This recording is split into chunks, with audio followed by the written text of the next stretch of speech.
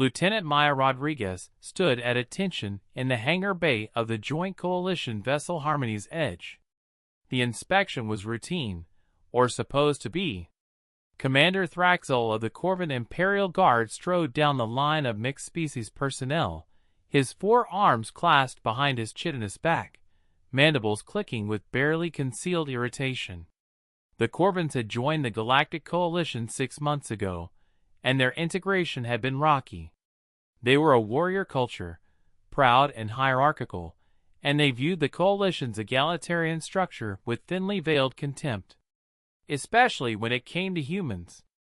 Thraxel stopped in front of Maya, his compound eyes scanning her uniform with disdain. At 2.3 meters tall and massing over 200 kilograms of armored muscle, he towered over her 1.7-meter frame. "Human," he chittered, his translator rendering it with a sneer. "Your species is soft. Weak. You have no natural weapons, no armor, no venom. You barely survived your own planet's predators. Why the Coalition wastes resources training your kind is beyond comprehension."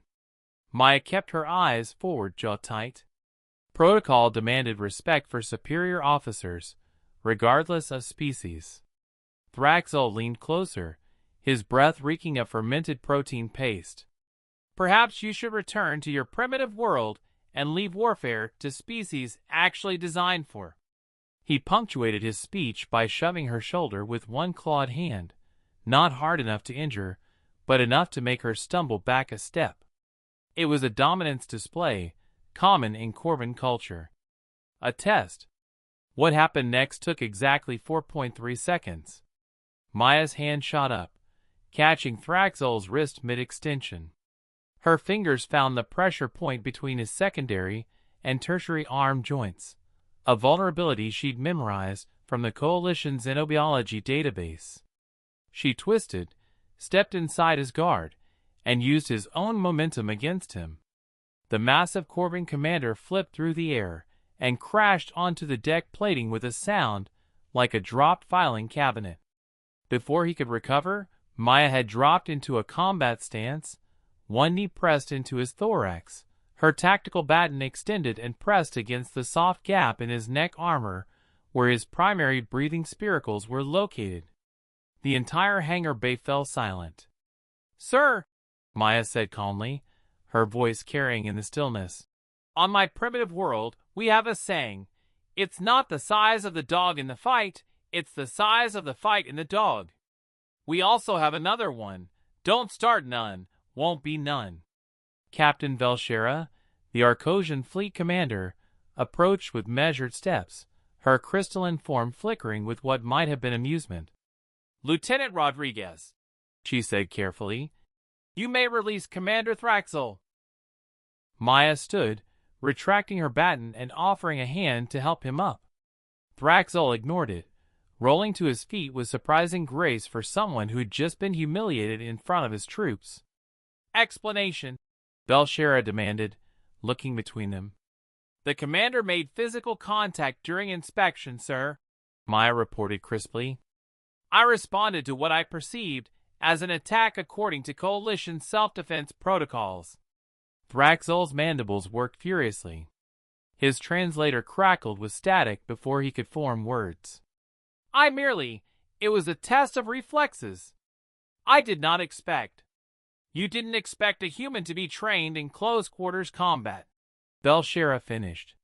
"Despite the fact that Lieutenant Rodriguez holds 3 Coalition combat certifications and is a certified instructor in hand-to-hand techniques for zero-gravity environments."